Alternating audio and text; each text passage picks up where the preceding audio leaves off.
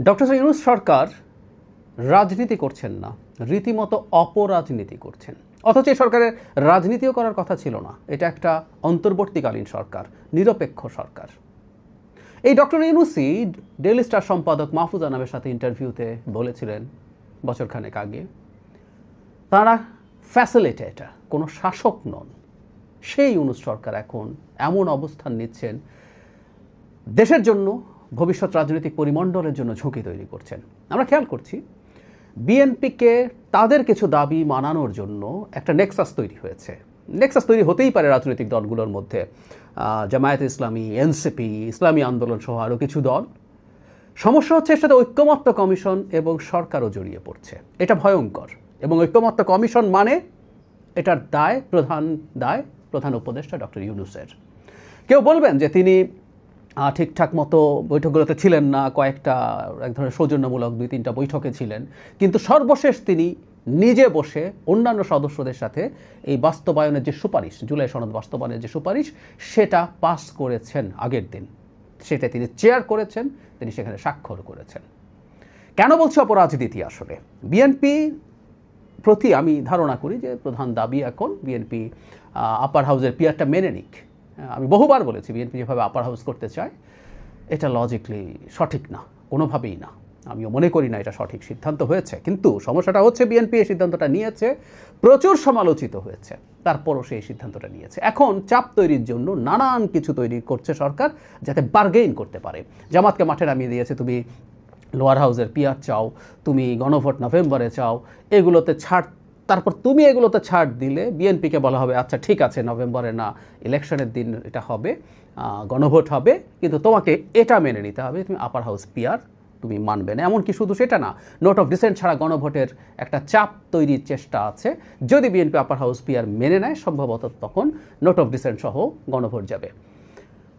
বিএনপিকে এটা নিয়ে আলোচনা করা যেতে পারে, কিন্তু যে পদ্ধতিতে ঠ্যাক দেওয়া হচ্ছে এটা ভয়ঙ্কর। এবং ঠ্যাক দেওয়ার নতুন নতুন সব কলা কৌশল হয়েছে বলে আবার একটা ভিডিও করতেছে, যে কারণে বলছে খুবই বাজে অপরাজনীতি করছে সরকার। আমরা এর আগে নিউজ দেখেছিলাম যে ন্যাশনাল ইলেকশনের দিন গণভোট হবে, এটা নিয়ে উপদেষ্টা পরিষদ সিদ্ধান্ত নিয়েছে। আমরা পত্রপত্রিকার যথেষ্ট সোর্স থাকে তারা এটার মাধ্যমে দিয়েছেন। এখন গতকাল এরকম খবর আমাদের সামনে এসে হাজির হয়েছে, গত পরশু। সেটা হচ্ছে গণভোট নিয়ে এবার উপদেষ্টাদের মতভিন্নতা, সমকাল লিখছে। এখানে বলছে, একটু আগে পড়ি, অন্তত 3 জন উপদেষ্টা এখানেই বলছে যে একসময় তারা সবাই রাজি হয়েছিলেন, এই যে সর্বশেষ যখন আলটিমেটাম দেওয়া হলো তখন তারা রাজি হয়েছিলেন, তারপর হঠাৎ করে পরে আবার বৈঠকে সেখান থেকে তারা সরে যাচ্ছেন। বলা হচ্ছে নির্বাচন কমিশনের সক্ষমতা থাকলে জাতীয় নির্বাচনের আগেও গণভোট করা যেতে পারে। তারা যুক্তি দিয়ে প্রশ্ন তোলেন গণভোট না হলে সংস্কার কীভাবে বাস্তবায়ন হবে। তারা বলেন বিশেষ করে পিআর পদ্ধতিতে সংসদের উচ্চকক্ষ গঠনের বিষয়টি সুরাহা করতে নির্বাচনের আগে গণভোট করা প্রয়োজন। ফেব্রুয়ারিতে সংসদ নির্বাচন নিশ্চিত করে এর আগে গণভোট দেওয়া যায় কিনা তা দেখা উচিত।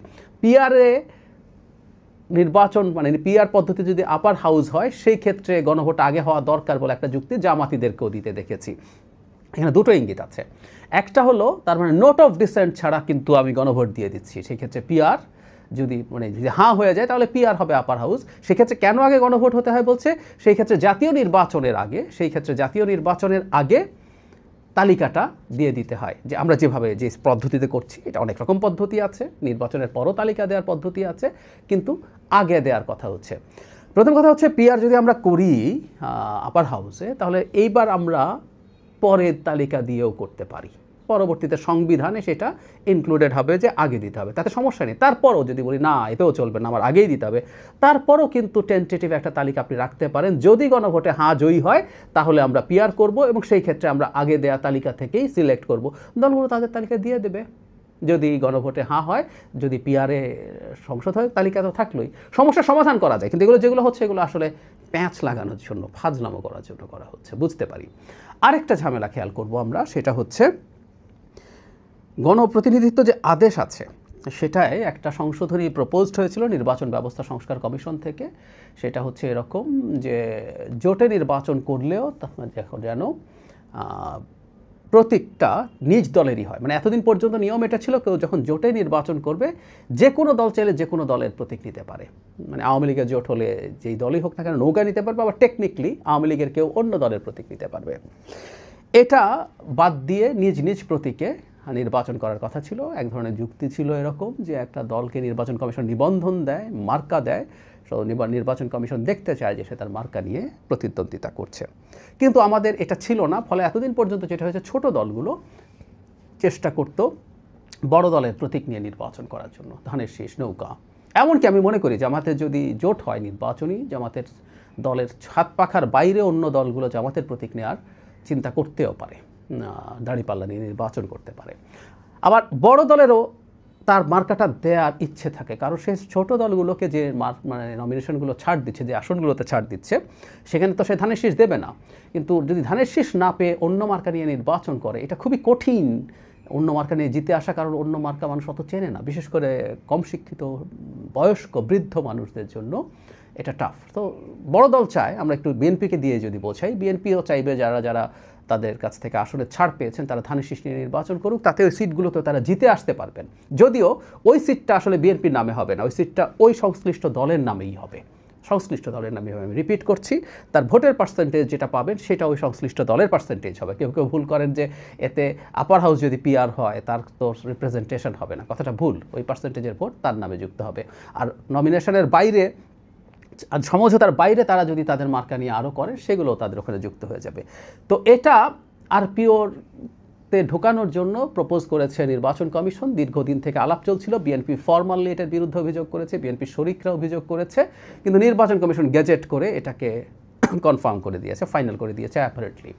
আমি এটাও একটা অপরাজনীতি মনে করি, কারণ আমার বিশ্বাস এটা যেহেতু অধ্যাদেশ যে কোনো সময় পাল্টে ফেলা যায়। আমাদের আইসিটি যে আন্তর্জাতিক অপরাধ আইন, যে ট্রাইব্যুনাল যে আইন আছে, সেটা এখন যেহেতু সংসদ নেই, অধ্যাদেশ জারি হয়েছে, ওটা তিনবার জারি করা হয়েছে নানান রকম সংশোধন করে। দলকে আপনার অনেক কিছু ছিল, কিন্তু দলের প্রশ্নটা বলি, দলের বিচার করা যাবে না বলে প্রথম হয়েছে দলের বিচার করা যাবে সাথে একটা শাস্তি দিয়ে, তারপর দলের বিচার করা যাবে না বলে আইন মানে অধ্যাদেশ পাস হয়েছে।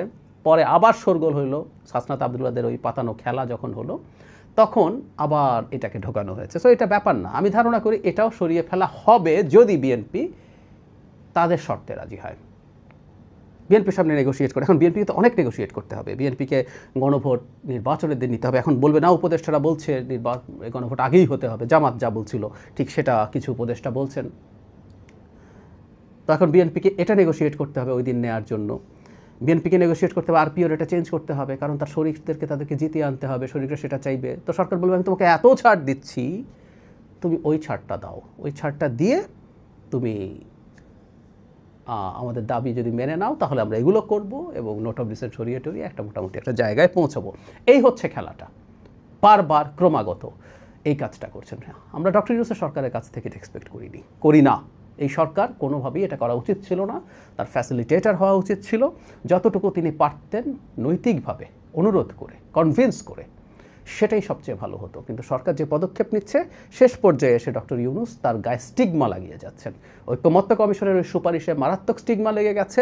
এখন ঐক্যমত্য কমিশনের কাজ শেষ, এখন তিনি সরকারে বসে যে অপরাজনীতির নেতৃত্ব দিচ্ছেন, এটা খুব বাজে হচ্ছে। আমি আশঙ্কা করছি এই জন্য যে আমাদের ভবিষ্যৎ রাজনৈতিক যে প্রেক্ষাপট, ভবিষ্যৎ রাজনৈতিক যে পরিবেশ, যে কালচার, সেটা একটা অপূরণীয় ক্ষতি হচ্ছে এবং এটা ডক্টর ইউনূসের মতো একজন মানুষের হাত ধরে হচ্ছে।